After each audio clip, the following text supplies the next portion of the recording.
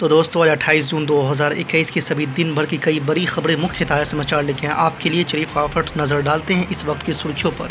ये खबर समाजवादी पार्टी के राष्ट्रीय अध्यक्ष अखिलेश यादव ने कहा है कि जिला पंचायत अध्यक्ष चुनाव में सत्ता लोलुप भाजपा ने धन बल छल और सत्ता बल का अनैतिक खेल खेला है। इससे साबित होता है कि वो जनादेश का सम्मान करना नहीं चाहती। अखिलेश यादव ने रविवार को जारी बयान में कहा है कि भाजपा ने जिस तरह से जिलों में पंचायत अध्यक्षों के नामांकन अलोकतांत्रिक तरीके से रोके हैं, उससे इन चुनाव की निष्पक्षता और पवित्रता नष्ट हुई है। ये लोकतंत्र की हत्या की साजिश है। और बंगाल विधानसभा से ठीक पहले बीजेपी का हिस्सा बनने वाले पूर्व अभिनेता मिथुन चक्रवर्ती की मुश्किलें लगातार बढ़ती जा रही है। कोलकाता पुलिस ने उन्हें सोमवार को वीडियो कॉन्फ्रेंसिंग के जरिए पूछताछ के लिए हाजिर होने को कहा है। दरअसल चुनाव के दौरान एक विवादित बयान को लेकर पुलिस उनसे पूछताछ करेगी। इससे पहले भी पुलिस ने एक बार उनसे पूछताछ कर चुकी है। आपको बता दें कि अप्रैल मई में हुए चुनाव में मिथुन चक्रवर्ती की ओर से दिए गए एक भाषण को लेकर उनके खिलाफ केस दर्ज किया गया है। इसमें मिथुन चक्रवर्ती पर भड़काऊ भाषण देने का आरोप लगाया गया है। मिथुन चक्रवर्ती के खिलाफ टीएमसी की ओर से कोलकाता के मानिकतला पुलिस स्टेशन में एफआईआर दर्ज कराई गई है। दरअसल एक चुनावी सभा में मिथुन चक्रवर्ती ने अपनी एक फिल्म का डायलॉग दोहराते हुए कहा था कि मैं डसूंगा यहाँ और तुम्हारी लाश शमशान में मिलेगी। इस बयान को लेकर ही उनके खिलाफ केस दर्ज कराया गया है। और पिछले कई महीनों से जारी चीन से जारी तनाव के बीच रक्षा मंत्री राजनाथ सिंह रविवार से लद्दाख के 3 दिन के दौरे पर हैं। सबसे पहले वो लेह पहुंचे। यहाँ उन्होंने पूर्व सैनिकों से मिले। इस दौरान उन्होंने कहा है कि हमारी सेना के जवानों पूर्व सैनिकों के प्रति प्रधानमंत्री नरेंद्र मोदी के दिल में कितना सम्मान है, यह बताने की ज़रूरत नहीं है। 30-40 वर्षों से वन रैंक वन पेंशन की समस्या चली आ रही थी, लेकिन नरेंद्र मोदी ने प्रधानमंत्री बनते ही वन रैंक वन पेंशन की मांग को पूरा किया है। खबर आज सुबह 10:55 पर उड़ीसा के तट पर डॉक्टर अब्दुल कलाम टापू पर अग्नि सीरीज की एक नई मिसाइल अग्नि प्राइम का सफल परीक्षण किया गया है। नई परमाणु सक्षम मिसाइल पूरी तरह से कंपोजिट मटेरियल से बनी हुई है। खबर है कि परीक्षण के दौरान मिसाइल सभी पैमानों पर सटीक पाई गई है। हालांकि कहा जा रहा है कि इस परीक्षण को देखते हुए विश्व के कई देश नाराजगी जाहिर कर सकते हैं। आपको बता दें कि वैज्ञानिकों के अनुसार रक्षा अनुसंधान और विकास संगठन के विकसित न्यूक्लियर क्षमता वाले इस मिसाइल की रेंज 1000 से 2000 किलोमीटर तक की है। यानी इससे दुश्मनों के वॉरशिप 2000 किलोमीटर दूर तक ध्वस्त किया जा सकेंगे।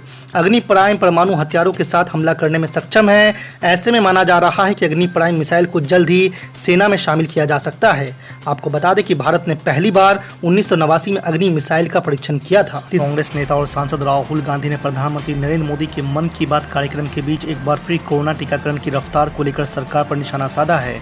उन्होंने टीकाकरण को लेकर पीएम मोदी पर तंज कसा है। आपको बता दें कि राहुल गांधी ने ट्वीट कर कहा कि बस हर देशवासी तक वैक्सीन पहुंचा दो, फिर चाहे मन की बात भी सुना दो। अपने ट्वीट में उन्होंने टीकाकरण से जुड़ा एक वीडियो भी शेयर किया है। इस वीडियो में ग्राफ के जरिए दिखाया गया है कि देश में रोजाना औसतन 30-40 लाख लोगों को वैक्सीन लगाई जा रही है। बीच में 1-2 दिन वैक्सीनेशन का आंकड़ा बढ़ता है और फिर वो नीचे आ जाता है। और बिहार, झारखंड, महाराष्ट्र समेत देश के कई राज्यों में मानसून का आगमन हो चुका है। एक तरफ कई राज्यों में झमझमाझम बारिश हो रही है, वहीं दूसरी तरफ देश की राजधानी में गर्मी से राहत नहीं है।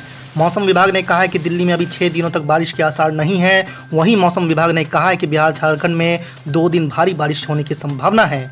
उत्तर प्रदेश में भी मानसून सक्रिय नजर आ रहा है। मौसम विभाग ने कहा है कि पूर्वांचल के कुछ जिलों में भारी बारिश हो सकती है। साथ ही येलो वार्निंग भी जारी की गई है। आपको बता दें कि अगले 24 घंटे के दौरान पूर्वी उत्तर प्रदेश, बिहार, उत्तरी मध्य प्रदेश और छत्तीसगढ़ में गरज के साथ बारिश हो सकती है। वहीं कुछ जगहों पर बिजली गिरने की भी संभावना है। जेडीयू के राष्ट्रीय अध्यक्ष रामचंद्र प्रसाद सिंह ने नेता प्रतिपक्ष तेजस्वी यादव द्वारा राज्य सरकार के गिर जाने के दावे पर उन्हें नसीहत दी है। कहा कि बिहार की जनता ने उन्हें जो काम दिया है उसे ईमानदारी से करें। बिहार में हम लोग पूरी तरह से मजबूत और एकजुट है। सरकार को किसी प्रकार का कोई खतरा नहीं है। मुख्यमंत्री नीतीश कुमार के नेतृत्व में सरकार पूरे 5 साल चलेगी। सिवाय निराशा के विपक्ष के हाथ कुछ नहीं आएगा। सरकार गिरने गिराने को लेकर अगर कोई दावा किया जा रहा है तो वो पूरी तरह से बेबुनियाद है। उत्तर प्रदेश में हर राजनीतिक दल इस समय 2022 के विधानसभा चुनावों की तैयारी में है। हर दल की कोशिश है कि वो खुद को पूरी तरह सक्रिय और अगले चुनाव में जीत दर्ज कराकर सरकार बनाने के लिए तत्पर दिखाएं, जिससे कार्यकर्ताओं का मनोबल बढ़े और वो अपनी तैयारी में जुटे रहें। इस बीच सोमवार को बीएसपी प्रमुख और पूर्व मुख्यमंत्री मायावती ने अपनी और अपनी पार्टी को लेकर विपक्ष पर साजिश रचने का आरोप लगाया है। मायावती ने आरोप लगाया कि विपक्षी जानबूझकर बीएसपी के कम सक्रिय होने की अफवाह फैला रहे हैं, जबकि वो खुद फरवरी से लखनऊ में है और लगातार बैठकें कर रही है। उन्होंने यहां तक कह दिया कि भले ही वो मीडिया में कम दिखती हो, लेकिन उन्हें कम ना आंका जाए। उत्तर प्रदेश में होने वाले विधानसभा चुनाव के मद्देनजर असदुद्दीन ओवैसी की पार्टी ऑल इंडिया मजलिस-ए-इत्तेहादुल मुस्लिमीन ने भी अपना कमर कसना शुरू कर दिया है। एआईएमआईएम के प्रमुख असदुद्दीन ओवैसी ने बताया कि उनकी पार्टी यूपी चुनाव में 100 उम्मीदवार मैदान में उतारेंगी। उन्होंने ये भी कहा कि हमारी और किसी पार्टी से चुनाव या गठबंधन के सिलसिले में कोई बात नहीं हुई है। आपको बता दें कि असदुद्दीन ओवैसी ने ट्वीट कर लिखा है कि उत्तर प्रदेश को लेकर मैं कुछ बातें आपके सामने रख देना चाहता हूँ। हमने फैसला लिया है कि हम 100 सीटों पर अपना उम्मीदवार खड़ा करेंगे। पार्टी ने उम्मीदवारों को चुनने का प्रक्रिया शुरू कर दिया है और हमने उम्मीदवार आवेदन पत्र भी जारी कर दिया है। हम ओम प्रकाश राजभर साहब के भागीदारी संकल्प मोर्चा के साथ हैं। हमारी और किसी पार्टी से चुनाव या गठबंधन के सिलसिले में कोई बात नहीं हुई है। पिछले 24 घंटे के अंदर भारत में कोरोना वायरस के 46,148 नए मामले दर्ज किए गए हैं। इसके साथ ही अब देश में कोरोना के इलाजरत मरीजों का आंकड़ा भी घटकर 5,72,994 पर आ गया है, जो कि कुल मामलों का सिर्फ 1.89% है। आपको बता दें कोरोना के मामले कम होने के साथ ही भारत ने टीकाकरण में भी रिकॉर्ड बना लिया है। कुल टीकाकरण के मामलों में भारत ने अब अमेरिका को भी पीछे छोड़ दिया है। इस दौरान राहत की बात यह भी है कि देश में कोरोना से हर दिन हो रही मौतों का आंकड़ा भी 1000 से नीचे आ गया है। आपको बता दें कि स्वास्थ्य मंत्रालय की ओर से जारी आंकड़ों के मुताबिक पिछले एक दिन में कोरोना के 58,578 मरीज ठीक हुए हैं। लगातार 46वें दिन से भारत में कोरोना के ठीक होने वालों का आंकड़ा इसके नए मामलों से ज़्यादा रहा है। बीजेपी के राष्ट्रीय अध्यक्ष जेपी नड्डा ने बिना नाम लिए आरजेडी सुप्रीमो लालू प्रसाद यादव पर निशाना साधा है। नड्डा ने कहा है कि बिहार में हमें आरजेडी के गुंडाराज और अपहरण उद्योग के खिलाफ बहुमत मिला है। आपको बता दें कि रविवार को बीजेपी के प्रदेश कार्य समिति की वर्चुअल बैठक के दौरान नड्डा ने ये बातें कही हैं। उन्होंने कहा है कि जनता ने बिहार विधानसभा चुनाव में बीजेपी को अच्छा जनादेश दिया है। नड्डा ने कहा कि आरजेडी की सरकार में अपहरण एक उद्योग की तरह चल रहा था।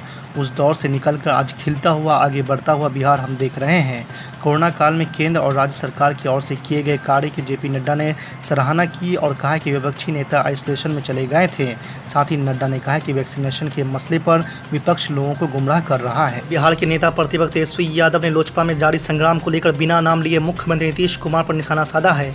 उन्होंने कहा कि लोजपा में टूट पर चिराग पासवान ने अपने पत्रों से यह स्पष्ट किया है कि इसकी साजिश रची गई थी।